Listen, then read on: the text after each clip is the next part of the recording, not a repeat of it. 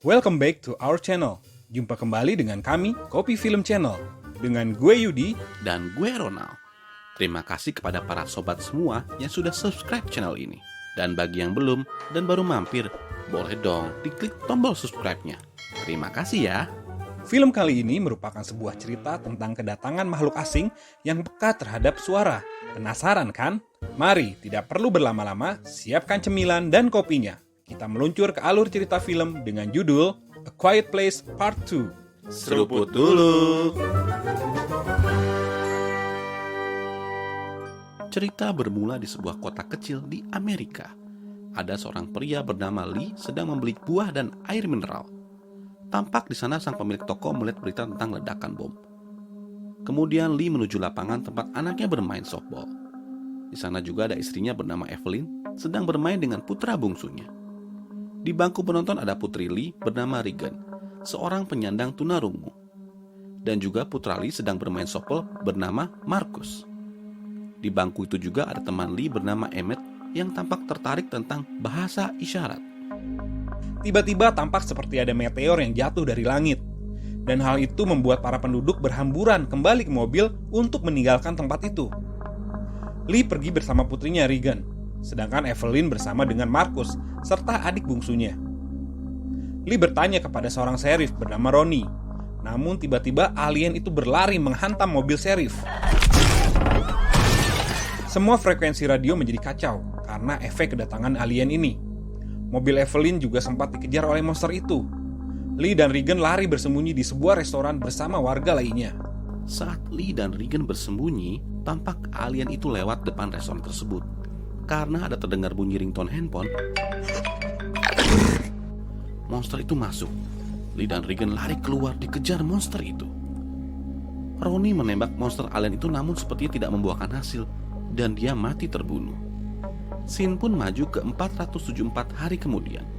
Tampak keadaan sudah semakin kacau, di mana di sini Lee sudah meninggal karena terbunuh monster dan tinggal Evelyn, Marcus, Regan dan bayi kecilnya.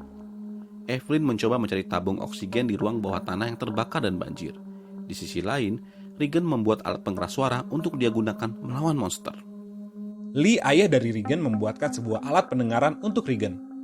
Dan ternyata suara dari frekuensi alat tersebut menjadi kelemahan bagi monster itu. Keesokan harinya, Evelyn beserta anak-anaknya keluar menuju lokasi lain yang sudah dipetakan Lee sebelumnya. Mereka menuju tempat yang tampak ada kepulan asap dari kejauhan.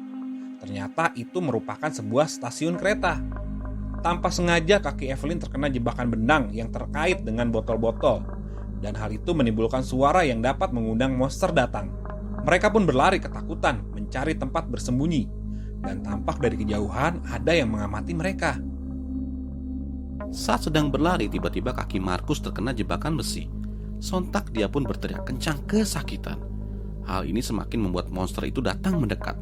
Regan menggunakan pengeras suara dan frekuensi dari alat pendengarannya untuk melemahkan monster tersebut. Lalu Evelyn menembak. Di sana mereka juga bertemu dengan seorang pria yang sedari tadi mengamati mereka dan mengajak mereka bersembunyi di bunker. Pria itu adalah Emmett yang merupakan teman dari Lee. Ketika Marcus mendengarkan radio, tiba-tiba terdengar sebuah lagu Somewhere Beyond the Sea. Pasti pada tahu kan lagunya? Emmett berkata kalau lagu ini sudah diputar selama 4 bulan di radio dan tidak ada gunanya untuk mendengarkannya. Pada malam hari, Regan berkata kepada Marcus kalau itu bukan sekedar lagu, namun itu adalah sebuah petunjuk di mana di luar sana ada orang yang selamat dan memberitahu posisi mereka melalui pemancar radio. Di situ Regan sudah memperkirakan lokasi di mana pemancar radio itu berasal. Regan memiliki ide. Jika dia bisa menemukan lokasi pemancar radio itu, dia bisa menyiarkan suara dari alat bantu dengar di frekuensi radio sebagai senjata untuk melemahkan alien tersebut.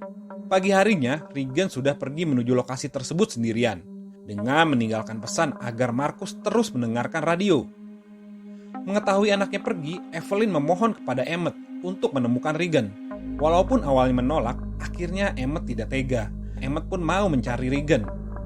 Regan pun mengikuti rel kereta api menuju lokasi di mana dia bisa menemukan perahu untuk menyeberang ke pulau itu. Saat sedang berada dalam sebuah gerbong rusak, tampak masuk monster alien untuk menyerang Regan. Dia pun menggunakan alat pemancar frekuensinya, namun monster itu masih kuat dan mendekat.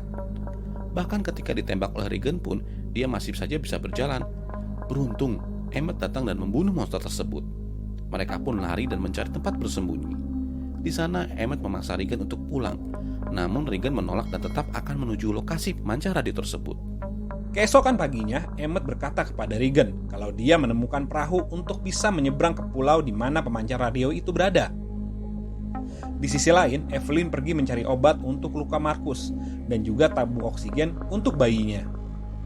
Walau di awal Markus sempat melarang, namun akhirnya dia mengerti dan membiarkan ibunya pergi. Saat di jembatan, tampak Emmett menunjukkan lokasi pemancar itu yang berada di sebuah pulau. Mereka pun sampai juga di dermaga untuk mencari perahu. Di sana mereka bertemu dengan seorang gadis kecil yang ternyata merupakan sebuah jebakan untuk menangkap Emmett dan Regan. Tampak di sana para penduduk menghampiri mereka. Mereka bengis dan seram. Di sisi lain, Markus kedatangan monster alien karena ulahnya ingin tahu tentang ruang di atas. Dia pun masuk dan bersembunyi di bunker bersama adiknya yang masih bayi. Dan tanpa sadar, pintu bunker itu tertutup dari luar.